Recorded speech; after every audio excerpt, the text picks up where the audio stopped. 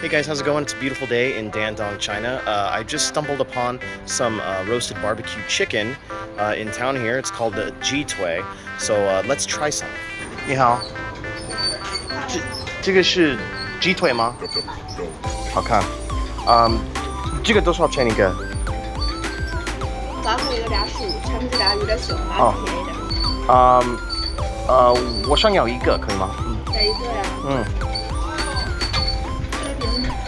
呀，不用。So it was 8 RMB, just over $1, and let's give it a try. I want to like try and keep it in the bag. It's got some North China barbecue spices on there. North China roasted chicken, anyone?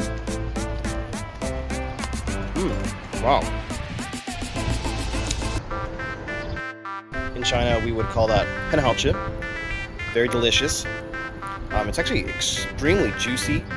And the spices, almost kind of like a Mexican spice blend. Really, really nice. Had to kind of remove it to get a better look at it.